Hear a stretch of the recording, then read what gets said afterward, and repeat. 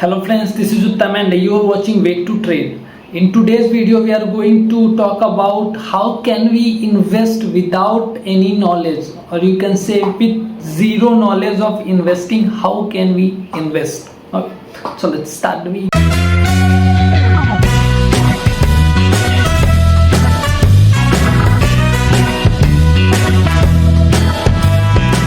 तो सबसे पहले हम लोग बात करते हैं कि बिना किसी नॉलेज के इन्वेस्टिंग करना इज इट पॉसिबल?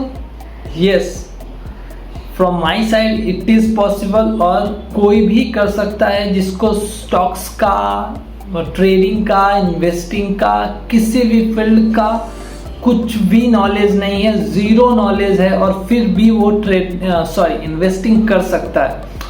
और मेरी माने तो वो एक ज़्यादा अच्छा इन्वेस्टर बन सकता है इन कंपेयर ऑफ जो बहुत ही जल्दी में होते हैं, जो लोग की पैसा डालना है फिर से तुरंत निकालना है, बहुत जल्दी पैसा डबल हो जाएगा, ट्रिपल हो जाएगा। In compare of those type of people एक कॉमन इंसान बहुत ही स्ट्रॉन्ग और बहुत ही कैपेबल ट्रेड इन्वेस्टर हो सकता है और ये पॉसिबल है। और यही इस वीडियो में मैं यही बताने वाला हूँ कि कैसे ये पॉसिबल है। तो सबसे पहले चीज़, अगर मान लिया मैंने कि किसी को ये भी नहीं पता है कि स्टॉक्स क्या होते हैं, वो कहाँ पे ट्रेड एग्जीक्यूट होता है, कैसे NSE BSE पे ट्रेड्स होते हैं, बाई सेल कुछ भी नहीं होता, तो सिंपली जब किसी को ये कुछ भी नहीं पता है, उस लेवल से मैं इस वीडियो को समझाने की कोशिश करूँगा। ओके, तो सबसे पहले बात ये करेंगे कि बाई और सेल कैसे करना है। तो इसको मैं बहुत ही शॉर्ट टर्म में लूँगा कि इम्पॉर्टेंट पॉइंट हमारा ये नहीं है कि कैसे हम बाई या सेल करें। इम्पॉर्टेंट ये है जो इस वीडियो में मैं बताने वाला हूँ कि without any knowledge how can we invest. तो एक शॉर्ट 1-2 मिनट में मैं कोशिश करूँगा कि इसे कवर कर दो। एक प्लेटफॉर्म है NSE BSE जो एक्सचेंज है, वहाँ पे हमें ब्रोकर के थ्रू, जैसे एक पार्टी हमें, एक कोई और है जो अगर हम बाई कर रहे हैं तो कोई दूसरा सेल करेगा, और बीच में उस बाई और सेल को मैनेज करने के लिए ब्रोकर चाहिए। ओके, तो ब्रोकर से होके अगर हम बाई कर रहे हैं तो किसी प्लेटफॉर्म पे बाई करेंगे ना।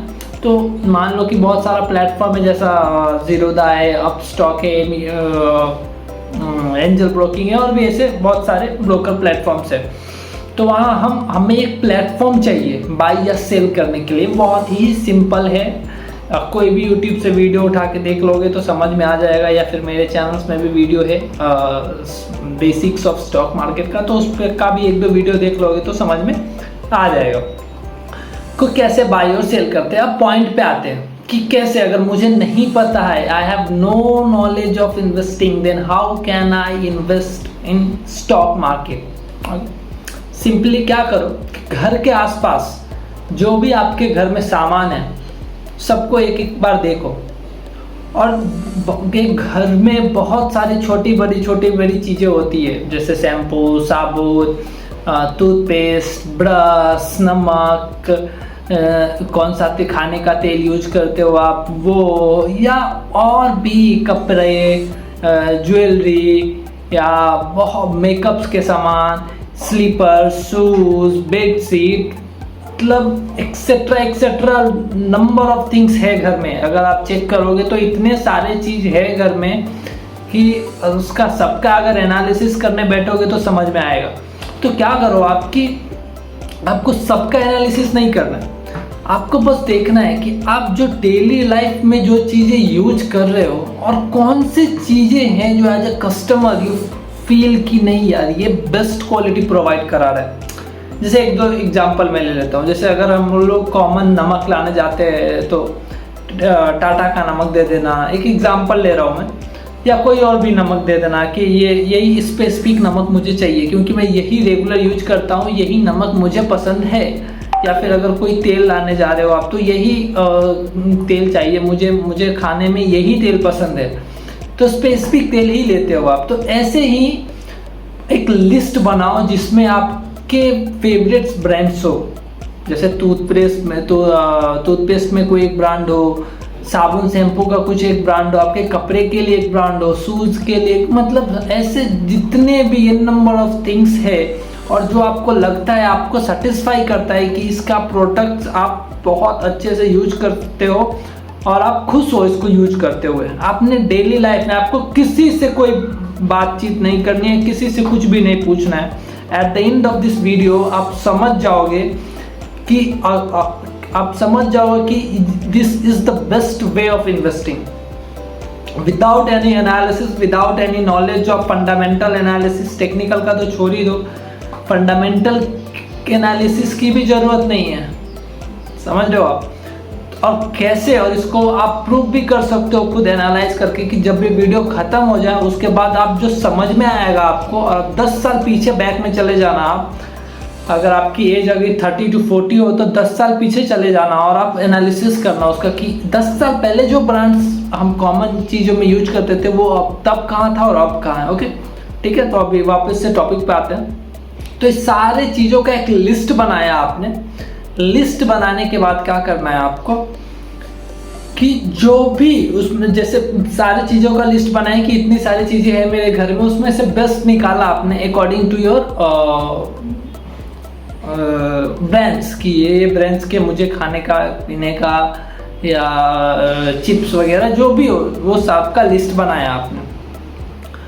उसमें से भी जितने आपने लिस्ट बनाया उसमें से अब एक्चुअली जो आपके घर वाले को सबको पसंद है, एक राय लो, जैसे 5, 6, 10 मेंबर है आपके फैमिली में, तो आपने 20 प्रोडक्ट निकाला कि इस ब्रांड का प्रोडक्ट मुझे पता मुझे बहुत ही ज़्यादा अच्छा लगता है। और बिलीव में जो भी ब्रांड आप यूज करते हो 50, 60, 70% का आपको यही नहीं पता होगा कि ये जो कंपनी है ये एक्चुअल में ये कैसा ग्रो कर रही है ये, और ये बहुत सारे प्रोडक्ट्स ऐसे आप यूज कर रहे होगा जिसके ब्रांड्स का आपको नाम भी नहीं पता होगा। तो ऐसा भी हो सकता है। तो आपको क्या करना है कि पहले ये लिस्ट निकाला, फिर अपने घर वालों के का एक ओपिनियन लेना है इस पे। 10 लोग हैं तो पूछना है 10 से कि ये जो 20 प्रोडक्ट्स निकाले हमने, इसमें से 10 को आपको फिल्टर करना है। 10 को आपको फिल्टर इस बेसिस पे करना है कि पूछना है वोटिंग के बेसिस पे कि आप पापा आपको कौन सा पसंद है, मम्मी आपको कौन सा पसंद है, आपकी बहन, आपके भाई, सबसे। और उसके बाद जो फिल्टर करने के बाद जो वोटिंग में सबसे ज़्यादा जो वैल्यूएबल प्रोडक्ट्स आपको मिल रहे हैं, जिसपे सबसे ज़्यादा वोटिंग्स हुई है, उस 10 प्रोडक्ट को आपने फिल्टर्ड किया हुआ है ऑलरेडी। वो 10 प्रोडक्ट आपके पास आ गया। ओके, अब सिर्फ इतना करना है आपको कि may be most of the chance होगा कि वो जो प्रोडक्ट आपने अपने फेवरेट्स रखे हैं वो डेफिनेटली होंगे ही NSE BSE पे, आई मीन स्टॉक मार्केट पे लिस्टेड होंगे।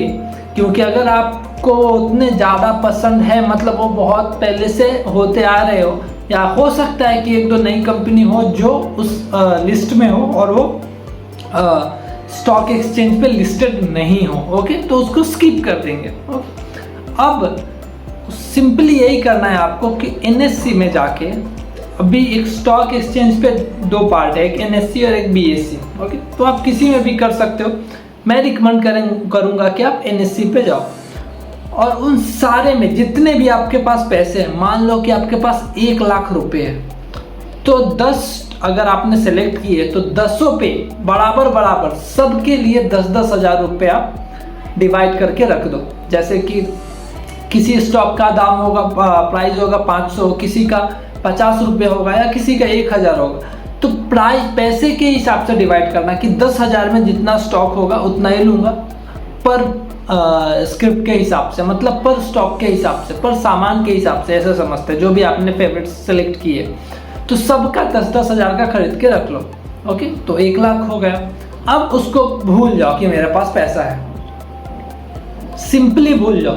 आप क्या करते हैं अभी तक, या तो आपको इन्वेस्टिंग आती नहीं है, ट्रेडिंग आती नहीं है, म्यूचुअल फंड में आप रिस्क की वजह से नहीं जाना चाहते हो, जो भी हो, लेकिन I can assure you more 100% कि अगर आप वो रख के सिर्फ भूल जाते हो, जैसे आप 1 लाख रुपए अगर सेविंग मनी रखते तो क्या ही होता। मेरे लास्ट वीडियोज में अगर आप जाके चेक करोगे तो मैंने बताया था कि सेविंग मनी रख के वो जो अमाउंट आप रखते हो बैंक में, उसका वैल्यूएशन जो प्रॉफिट है वो अप्रोक्सीमेटली ज़ीरो है, और मे भी वो माइनस में होते चला जा रहा है पैसा आपका ड्यू टू इन्फ्लेशन। ओके, तो आपको वो जो 10 रखा आपने 1 लाख रुपया, उस 1 लाख रुपये को रख के भूल जाना है।